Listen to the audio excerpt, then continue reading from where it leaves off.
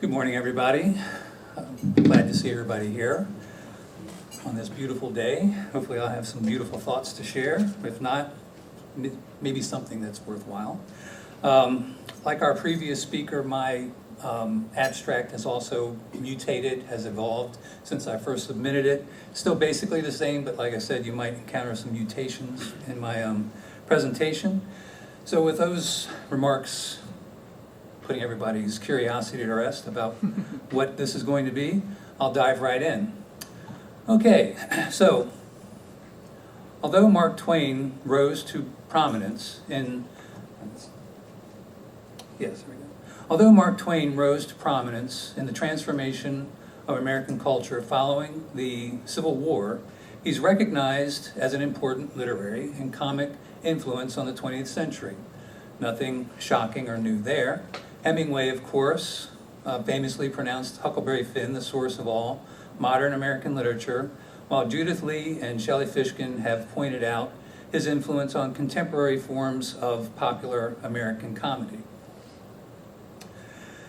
Now, with the theme of this conference set amid the American Revolution's 250th anniversary, it prompted me to investigate what, if any, influence the rebellion in 1776 may have had on Twain's irreverent sense of humor. Twain's sympathies were generally with what he called the revolutionists. He loved Carlyle's history of the French Revolution, and the American radical Thomas Paine was an early influence on him and deeply informed Hank's radicalism in Connecticut Yankee. Twain never actually fought as a revolutionary in the streets. Instead, he used irreverent humor as his weapon to champion and defend liberty. Now, Twain considered irreverent humor the best way to blow apart humbugs of traditional authority and blowing them into rags and atoms at a blast, in his famous quote from Chronicle of Young Satan. In addition to subverting pretentious literary conventions and hypocritical religious platitudes, Frederick Anderson notes that Twain used his pen warmed up in hell as a weapon against, quote, useless war, the squalor of racial injustice, the fraudulent distribution of wealth, and the exploitation of their citizens by indifferent governments. Not that any of that still goes on today. So, did the American Revolution have a literary influence on any of this, on this, the ink that fueled his pen warmed up in hell? And if so, did it carry over into popular 20th century comedy? Now, to answer these questions, I will do a very broad comparison of the irreverent revolutionary ridicule I find in Thomas Paine's Common Sense in 1776, and his views later on religious revolution and Age of Reason, and compare that to Twain's irreverent humor in his initial draft of Huck Finn, written in 1876, and for its Twain's possible influence and the influence of Paine on the possible 20th century humor that I will look at in terms of the epitome of what I see as the subversive countercultural humor from 1976 of National Lampoon. Founded in 1970 by Harvard Lampoon alums Doug Kenney and Henry Beard, the magazine and its multimedia offshoots shaped American popular culture in the 20th century, late 20th century.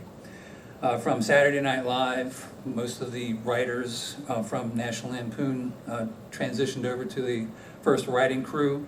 Animal House, which created a whole new genre in movies. Caddyshack and the vacation movies. Nat Lamp's irreverent humor combined the edgy topical comedy of Lenny Bruce and Mort Saul with a rebellious countercultural sensibility that combined the puerile with the sophisticated and often appeared callous and crude. An ethos Nat Lamp joyfully embraced with its tagline, "That's not funny, that's sick." And a good example here, at its peak in 1976, as America celebrated 200 years of independence from British monarchy, National Lampoon's July issue featured a bloated, drug-addled Elvis, the new king of modern American celebrity culture. This was nothing new. No sacred cow was safe from National Lampoon. They took aim at the political right, as with the one over there parodying Lieutenant William Cowley as Mad Magazine's Alfred E. Newman during Cowley's court-martial for the My Lai massacre in Vietnam. And I don't know if you can see it, but down at the bottom, they replaced Newman's "What Me Worry" with the multi-layered pun, "What Me Lie." And they took aim at the political left as well, like smashing a pie into the iconic visage of Marxist revolutionary Che Guevara. And that theme of that issue, "Is Nothing Sacred," speaks to National Lampoon's profane comic worldview. Issue editor Tony Hendra posited in an editorial that a society to whom nothing is sacred might just be a better one. Decades later, the anthology Drunk, Stoned, Brilliant, Dead summed up the magazine's defiant philosophy as totally, gleefully, perversely, socially, politically, infamously, every way possibly incorrect. Nihilistic goofiness was at the heart of one of the great movements in American comedy, which, according to one assessment, produced some of the bleakest and most controlled furious humor in American letters. For Tony Hendra, nihilism and absurdity were integral to what he dubbed boomer humor, which emerged from anxieties of imminent vaporization by the bomb while being narcotized into conformity by the box, or the hallucinogen called television. Michael O'Donoghue, one of Nat Lamp's darkest and most acerbic writers, noted that making readers laugh was not the magazine's main concern.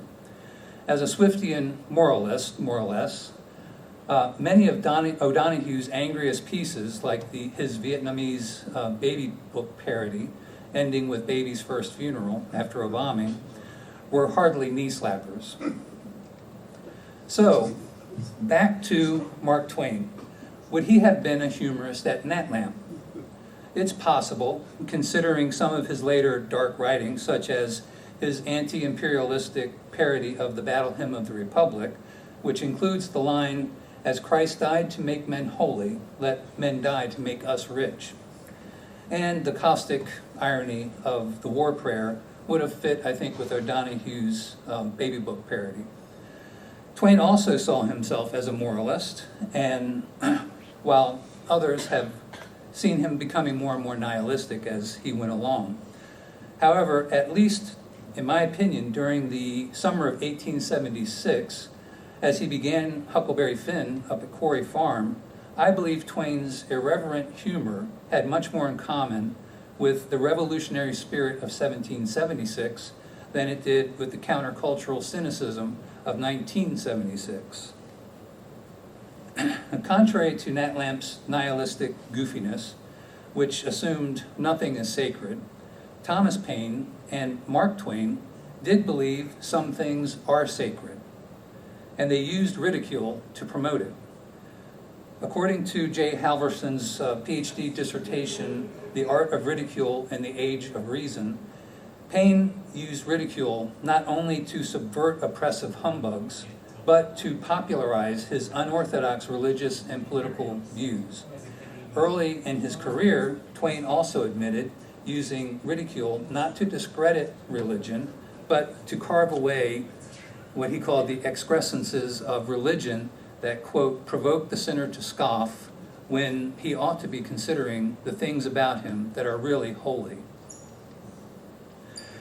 Now, despite the secular Enlightenment's significant influence on the American Revolution, the colonial rebellion also had deep religious roots. Parliamentarian Edmund Burke identified the Protestantism of the Protestant religion as a defining element, while Benjamin Franklin's friend Joseph Galloway saw the revolution essentially as a religious quarrel that Presbyterians and Congregationalists had with the British religious and state establishment. Now, despite Theodore Roosevelt smearing Thomas Paine as a, quote, filthy little atheist, Paine was actually a deist and who was hugely popular at the time of the American Revolution with his pamphlet, Common Sense. It galvanized colonial support for the revolution among ordinary, everyday people. As Halverson points out, Paine used ridicule to make his rivals look absurd. That was one of his favorite rhetorical tools. A recurring example in Common Sense is Paine's mockery of the King of England, whom many colonists still revered in 1776. Paine subverted these assumptions of the monarch's noble character by continually belittling George as a crowned ruffian or a thug. Because of Paine's savage attacks on traditional religion in Age of Reason, many assumed that he was a secularist. However, as a radical deist, he believed in God, but rejected all forms of institutional religion that have grown up over the centuries. Following the political revolution that he ignited in America, Paine anticipated a similar overturning of the system of religion, not to eradicate religion, as they tried to do in other more secularist revolutions, but to restore the individual's, quote, pure, unmixed, and unadulterated belief in one God and no more through natural religion and reason. As this illustration shows, Paine was way over on the far radical end of politics and religion. Although I see Twain definitely moving later in life toward that end of the spectrum, thanks in large part to his friend Moncure Conway, an Emerson protege and Paine enthusiast, I see Twain oscillating along the scale throughout his life. From the literary-minded Unitarian ministers he befriended in San Francisco in the 1860s, such as Thomas Starr King, who was so popular that Artemus Ward invited him to appear on stage with him when his lecture tour came to the Bay Area in the 1860s, to the liberal Christian end in the 1870s, where Twain's friends Thomas Beecher and Joe Twitchell were with their mentor Horace Bushnell. Considered the father of American religious liberalism, the controversial Bushnell, charged with heresy twice and exonerated both times, was a devout Christian minister and theologian whom Twain knew and greatly admired. After Bushnell died in February 1876, Joe Twitchell preached a two-part eulogy sermon for his deceased mentor that spring in Hartford and also here in Elmira's Park Church.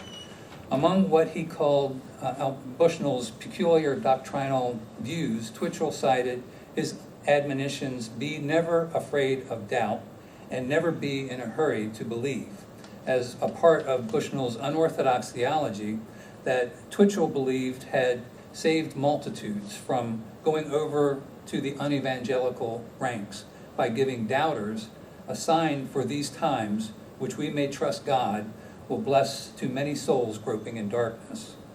Now, I believe these themes were simmering in Twain's imagination in the summer of 1876 as he began to write his first draft of Huckleberry Finn.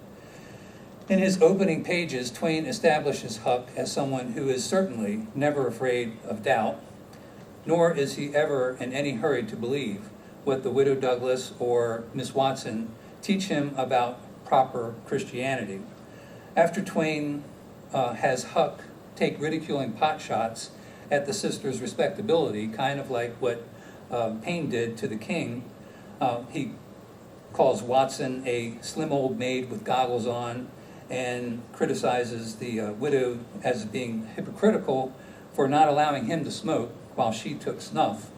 Twain then has Huck irreverently reject the conventional Christianity taught by the widow and Miss Watson. He does so not in an atheistic way, but in a way reflecting Bushnell's theology that Twitchell raised during his eulogy sermons. Now, Huck is in no hurry to believe there is anything of value for him in the archaic story of Moses and the bulrushers. In fact, he shrugs off its relevance to him by declaring that he don't take no stock in dead people after learning that Moses has been dead a considerable long time. His rejection of biblical literalism may appear to be a skeptical jab at the relevance of ancient scripture for the modern world, but according to Twitchell, Bushnell also rejected biblical literalism, seeking instead the soul of the Bible underneath the garment of language. That's a quote. The soul underlying the Moses narrative is not so much about the antiquated adventures of Moses, but about his transformative encounter with the living God, a possibility that Huck, of all people, seems hungry for when he hears the widow talk about, quote, providence in a way to make a body's mouth water. Huck is also not afraid to doubt Watson's claims about getting whatever you want when you pray. After testing her claims, he initially concludes that they just weren't so. Yet, this doubt is similar to Twitchell's discussion of Bushnell's embrace of religious doubt that eventually leads to religious affirmation, which Twitchell said is a new demonstration, quote, a new demonstration of the reasonableness of our Christian faith, unquote. Despite his initial doubts about prayer, Huck later acknowledges when he's standing by the river and the loaf of bread comes up to him, he figures, well, the widow or the person must be praying for this bread to find me. They think he's been drowned, of course, and it does find him, ironically. So he concludes, well, there ain't no doubt there's something to that thing. And I just think it's an interesting word choice there, the no doubt, in terms of the Bushnellian context that I'm arguing for here. So this insight will become more complicated later, of course, when Huck is in his dilemma and turning in Jim or doing the wrong or the right thing as he's been taught by his church, and he chooses to go to hell. But within the first draft, that comes later, within the first draft written in 1876, I believe Twain was infusing his ridicule of respectable Christian orthodoxy with Bushnell's unorthodox theology. So, what about resilience? That's the other part of our conference theme. That would be probably a presentation topic all its own, but briefly, I would say that the title of the National Lampoon documentary, Drunk, Stoned, Brilliant, Dead, kind of sums up their take on resilience. Unfortunately, the reckless hedonism that was embraced by that era at the National Lampoon led to the early deaths of some of its most celebrated contributors. Doug Kenny, the co-founder, was one of them, and of course John Belushi, who came from doing stage shows and things like that for National Lampoon, also had an early demise. But conversely, according to Moncure Conway's biography of Paine, while he was ostracized for his radicalism, Paine remained a theist. And Moncure writes about he wasn't struck dumb, he wasn't struck blind, Satan didn't come and carry him away. Instead, he lived beyond his 80 years and 10 and died peacefully in his bed. And as for Mark Twain, I believe humor remained a salvific fragrance that always followed him as he lit out for new territories beyond the horizon, however dark they may have seemed at times. Thank you.